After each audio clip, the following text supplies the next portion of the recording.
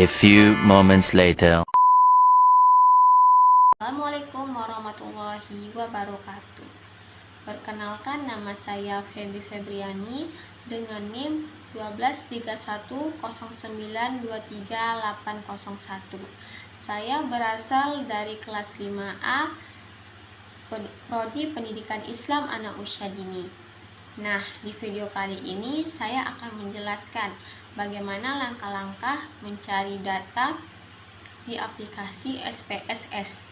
Nah, langkah-langkah data yang akan saya ajarkan itu ialah pertama, korelasi, regresi linier sederhana, regresi linier berganda, homogenitas, dan normalitas. Baik, saya tidak akan memperpanjang kata-kata saya akan memperlihatkan bagaimana cara mencari data-datanya. Stay tune di video saya, lihat sampai akhir. Nah, langkah pertama itu saya akan mencari data korelasi melalui aplikasi SPSS. Yang pertama saya akan menjelaskan dulu apa itu korelasi. Nah, korelasi ini adalah hubungan atau keterkaitan antara dua variabel atau lebih. Tujuannya itu untuk mengetahui apakah suatu variabel berubah seiring dengan perubahan variabel lain. Contohnya, jika nilai motivasi belajar meningkat, apakah nilai hasil belajar juga meningkat? Jika iya, berarti ada korelasi positif. Baiklah, saya akan menjelaskan cara mencari data korelasi di aplikasi SPSS. Di sini saya sudah punya datanya. Di X1 saya menggunakan data motivasi belajar, dan di X2 saya menggunakan data disiplin belajar, lalu di Y saya menggunakan data hasil belajar. Nah, langkah pertama mencari korelasi itu ialah dengan mengklik analyze, lalu correlance, dan variance. Kita pindahkan X1 lalu Y, kemudian kita klik OK. Nah, maka akan muncul datanya seperti ini. Nah, seperti yang ada di sini. Nah, penjelasan dari data ini ialah di sini terdapat nilai korelasinya atau percent correlation-nya itu ialah 0,991. Nah, angka 0,991 ini menunjukkan hubungan yang sangat kuat dan positif antara variabel motivasi belajar dan hasil belajar. Artinya, semakin tinggi motivasi belajar seseorang, maka hasil belajarnya juga cenderung meningkat. Nah, di sini signifikansinya itu terdapat 0,000, yang mana lebih kecil daripada 0,05. Nah, jadi dapat disimpulkan terdapat hubungan positif yang sangat kuat dan signifikan antara motivasi belajar dan hasil belajar. Semakin tinggi motivasi belajar siswa, semakin tinggi pula hasil belajar yang diperoleh. Maka karena isnya ini terdapat 0,000 lebih kecil daripada 0,05, maka HO ditolak dan HA diterima.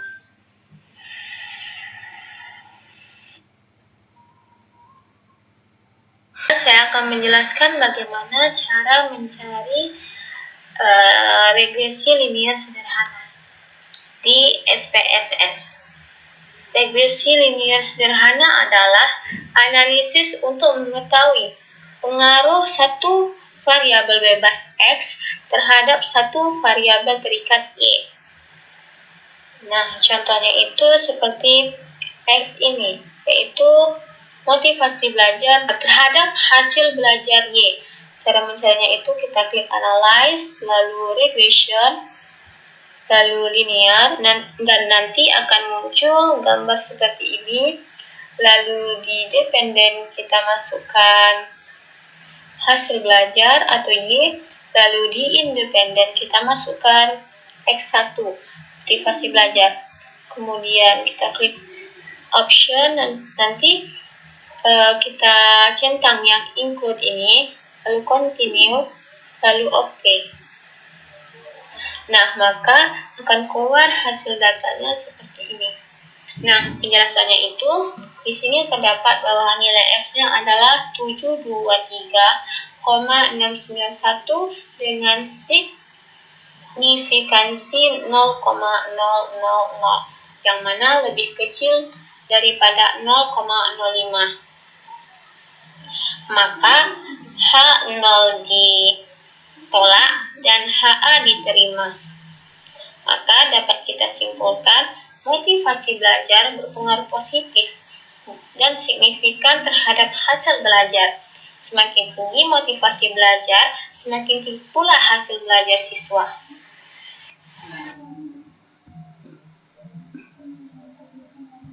Nah, selanjutnya saya akan menjelaskan bagaimana cara mencari data regresi linier berganda di SPSS. Regresi linier berganda adalah analisis yang digunakan untuk mengetahui pengaruh dua atau lebih variabel bebas terhadap satu variabel terikat. Contohnya, pengaruh motivasi belajar sebagai X1 dan disiplin belajar sebagai X2 terhadap hasil belajar Y. Nah, cara mencarinya itu, yang pertama kita klik analyze, lalu regression, kemudian linear. Nah, maka akan muncul gambar seperti ini. Lalu di dependen kita masukkan Y-nya, yaitu hasil belajar. Kemudian di independennya kita masukkan X1 dan X2-nya, yaitu motivasi belajar dan disiplin belajar. Kemudian option, lalu kita checklist yang include ini, continue, lalu OK. Maka akan muncul hasilnya seperti ini. Nah, penjelasannya itu di sini terdapat nilai F-nya ialah 499,655 dengan sig-nya itu ialah 0,000, yang mana lebih kecil daripada 0,05.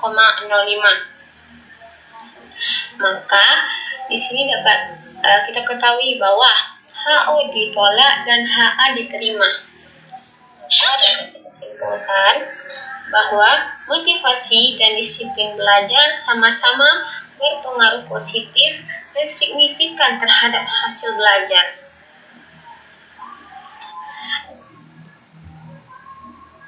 Nah, selanjutnya saya akan menjelaskan cara mencari uji normalitas di aplikasi SPSS. Uji normalitas ini digunakan untuk mengetahui apakah data penelitian berdistribusi normal atau tidak.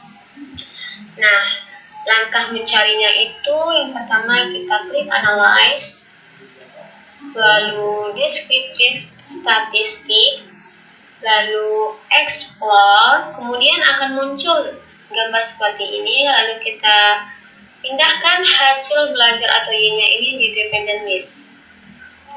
Kemudian kita klik plots.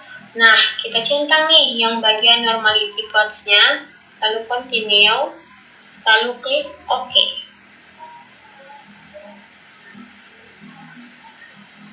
Nah, maka akan muncullah datanya seperti ini. Nah, di sini dapat kita lihat. Nah, jika sig lebih besar daripada 0,05, maka data berdistribusi normal. Tetapi jika sig-nya itu kecil daripada 0,05, maka data tidak berdistribusi normal. Nah, di sini kita bisa melihat bahwa nilai signya ini ialah 0,200, yang mana lebih besar daripada 0,05. Maka datanya berdistribusi normal. Lalu di sini kita bisa melihat signya itu ialah 0,809, yang mana lebih besar daripada 0,05. Maka data juga berdistribusi normal. Nah, karena kedua uji menunjukkan nilai sig yang besar daripada 0,05, maka data hasil belajar berdistribusi normal. Nah, selanjutnya itu saya akan menjelaskan bagaimana cara mencari uji homogenitas, yang mana uji homogenitas ini digunakan untuk mengetahui apakah varians atau penyebaran dua atau lebih kelompok data sama atau tidak. Tujuannya itu untuk memastikan bahwa kelompok data memiliki tingkat keragaman yang sama, sehingga hasil uji statistik lebih akurat. Contohnya itu mengetahui apakah nilai siswa dari dua kelas memiliki tingkat variasi nilai yang sama. Nah, cara mencarinya itu ialah kita klik analyze, kemudian compare means, lalu one way ANOVA. Nah, lalu akan muncul gambar seperti ini. Nah, di dependent list ini kita pindahkan Y-nya, yaitu hasil belajarnya. Dan di faktor ini kita pindahkan kelasnya. Nah, kita klik option, lalu kita checklist yang bagian homogeneity, lalu continue, lalu OK. Nah, maka akan muncullah datanya seperti ini. Nah, penjelasannya itu, jika signya lebih besar daripada 0,05, maka data termasuk homogen.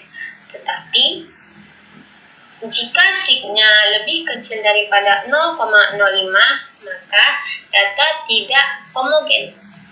Nah, dari hasil ini dapat kita lihat bahwa signya ini ialah 0,693, yang mana lebih besar daripada 0,05. Maka HO-nya diterima. Artinya, berdasarkan hasil uji homogenitas, diperoleh signya 0,693 lebih besar dari 0,5, sehingga dapat disimpulkan bahwa data hasil belajar memiliki varians yang sama atau bersifat homogen. Itulah video tutorial dari saya. Apabila ada kata-kata saya yang salah, saya mohon maaf. Saya akhiri. Wassalamualaikum warahmatullahi wabarakatuh.